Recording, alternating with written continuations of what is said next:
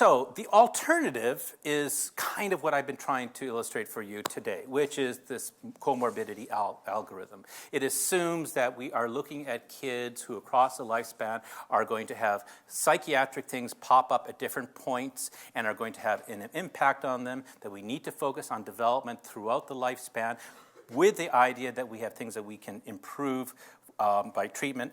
And other than that, we are using basically the same evidence-based guidelines for other forms of treatment. And we're going to look at this through our next case, DJ.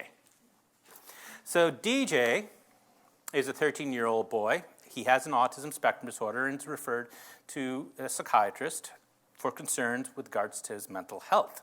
Oops. DJ was diagnosed at the age of 4 with an autism spectrum disorder. At that time, he was having real social impairments. He was also flapping a lot and spinning quite a bit. At that time, the overall estimate was that his cognitive IQ was probably within the normal range. His core language, when they measured it, was probably okay, but there was a lot of scripted content to it. Always described as a bit of a restless kid, needing a lot of scaffolding again, prone to overstimulation in large environments. He's received some pretty good intensity interventions, adapted over time to changing with his development, so working on social skills, working on social communication, and so forth. So he's had pretty good treatment. By grade 2, DJ is having more troubles adjusting to the requirements of self-control in class. He's having his motoric overactivity is becoming more of an issue. And he's having more troubles at school as well. Now, everybody thinks he's pretty smart, but in grade 2, he's having to go back and redo some basic stuff from grade 1 material, which they thought that he had learned. And so he's needing a lot more repetition in general. He needs a lot of repetition for doing things around the house. So reminders for doing basic chores, picking up his stuff, cleaning his room, brushing his teeth, and so forth. And DJ is starting to get more and more negative about this. He feels like everybody's constantly yelling at him or scolding him. And he's starting to show a bit of an attitude. On one occasion, he gets so much of an attitude that he throws something at school, breaks a lamp, and this is the breaking point for the family as well, who take him to a pediatrician. And this allows me to talk a little bit about the longitudinal evolution of mental illness or psychiatric disorders in children. One of the things that is helpful to pay attention to is the natural history of conditions. That each disorder that we know of, generally, if we study it long enough, it tends to have a certain pattern in terms of its onset, what it looks like, its course, and if it ends, its termination. So, and this is what we call natural history. One of the things that's really useful in kids in this regard to pay attention to is when do things start. So, for example, we know that, I apologize, I tried so hard to get these graphics a little bit better, but I wasn't able to make them that clear. So this is autism, by the way. So, for example, autism, we know, as we've described, is an early onset condition, develops in the early developmental phase. Generally by the age of 5 it is identified, even if it identified a little bit later, its roots are in earlier days. Now, when we're looking at kids who have autism and say, well, what are the other things this could be that are contributing to problems, there isn't a lot. So 3-year-olds, what's the other kind of psychiatric things that we could see? Well, let's leave ADHD off the table for a second here, but really separation anxiety is the only kind of early onset thing. So, we were talking about kind of the accuracy of diagnosis and positive diagnosis rate. Part of that is there aren't a lot of competitors here at this point, other than there's developmental competitors, but no more psychiatric competitors. The next set are the other early the anxiety disorders. So social anxiety disorder is a disorder that tends to show up first sometime around the age of 4, 5, 6. Why does it show up at 4, 5, or 6? Well, it's because it shows up when you ask the kid to do what they don't like to do, which is go into public settings and meet new people. Right? When does that happen?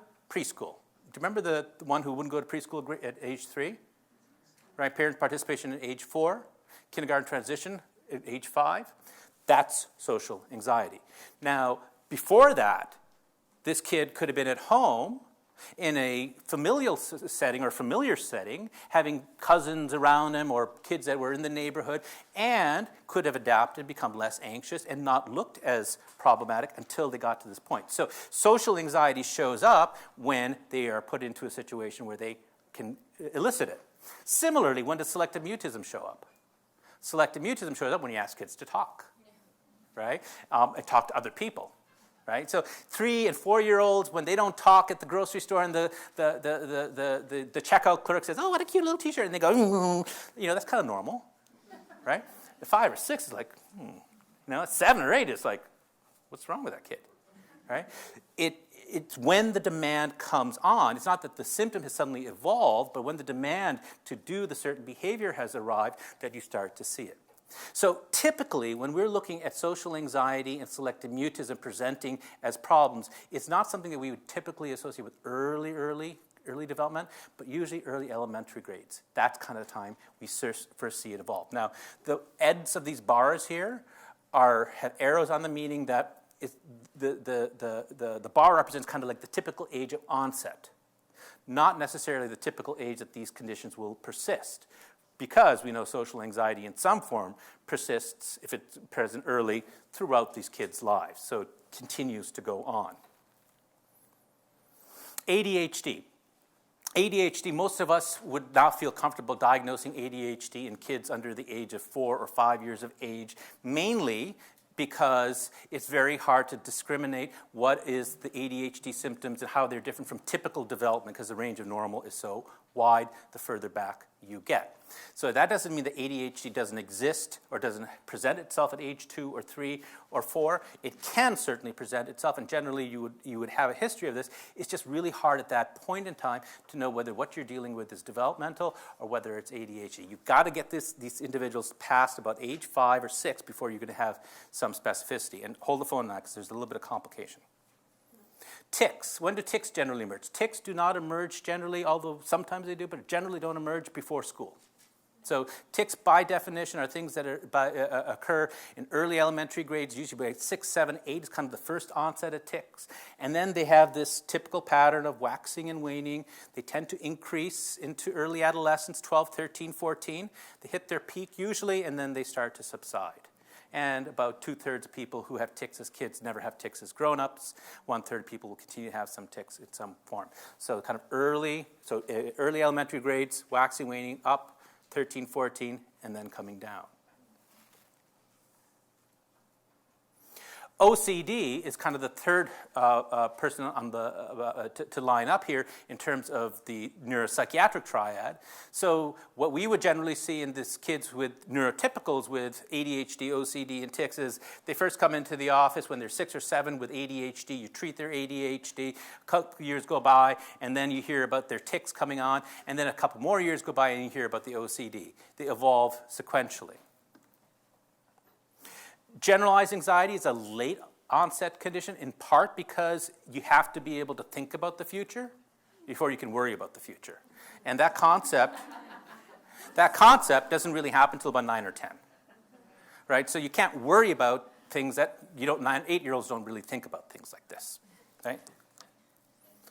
Mood disorders, it came up this morning about mood disorders. Mood disorders still, in my view, are relatively uncommon conditions in young children, period.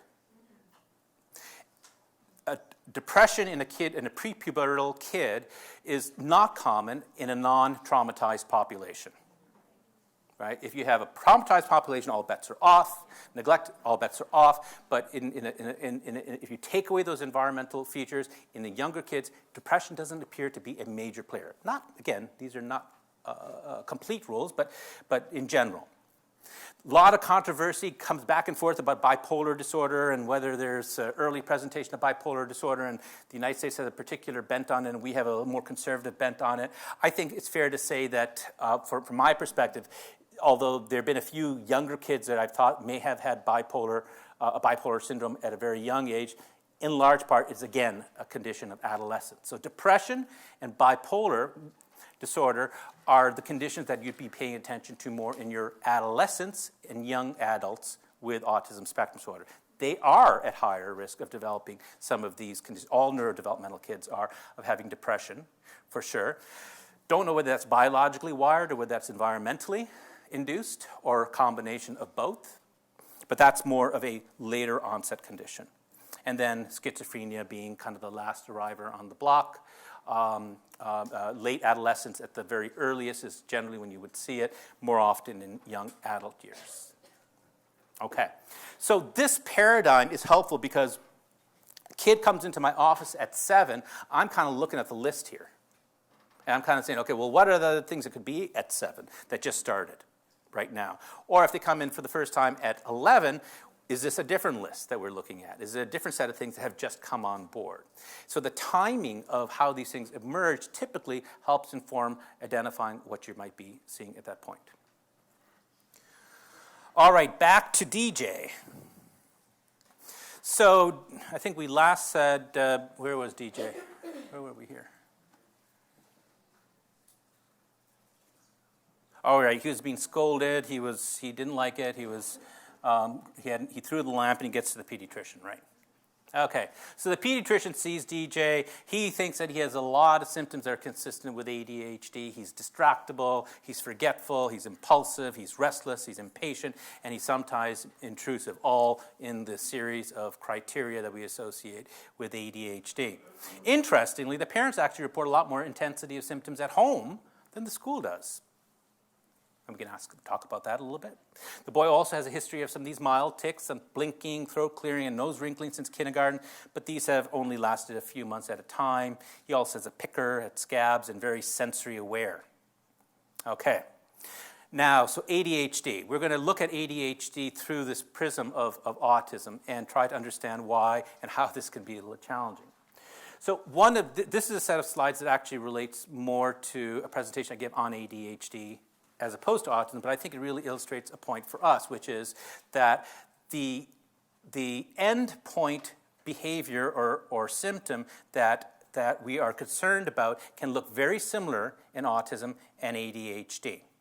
And so when you have a child who has an autism spectrum disorder, it is easy to then ascribe it all to the autism without paying attention to ADHD because it looks so similar.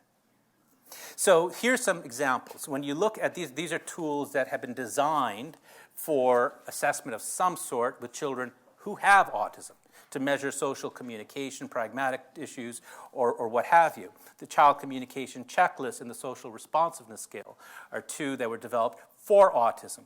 And people have then taken these tools and administered them to kids who have just ADHD, if there is such a thing, but have just ADHD. Yeah, see, it gets complicated. And you find that, boy, their SRS scores are elevated. What does that tell us? One thing is, who knows about using SRSs as a screener? People use the SRS, social response scale, as a screener. But it tells you, if you use an SRS and you have an elevated score and you have a kid with ADHD, you don't know if it's ADHD is picking up or if it's picking up autism. We also know that kids just with ADHD historically, and this is research that goes beyond or it goes back further than the research on autism, have always known to have difficulties socially. They are more likely to be rejected by their peers. They're often inappropriately intrusive during conversations and play. And so you could say, well, if you treat their ADHD, you should get better. Actually, maybe not all better. So even after treatment with medications, ADHD social difficulties do remain. If you look even more specifically at ASD traits in ADHD, so these are studies where they have looked at psychological tools that measure things like facial recognition and theory of mind, not things that are used generally clinically, but more to really look at very specific areas that in the research has been identified as being one of the contributors or a contributor to autism, like theory of mind or so forth. And you find that kids with ADHD on a number of these measures perform as badly or in some cases even worse than kids with an autism spectrum disorder. And finally, kids with ADHD have communication problems very commonly. And there's good research that there's a high comorbidity between ADHD and communication difficulties, and that in ADHD it is much less likely that communication problems are actually ever identified. The language problems and language processing difficulties in ADHD tend not to get picked up in that population. And when you look at the type of language problem they have, guess what? It's pragmatic language. It's social communication.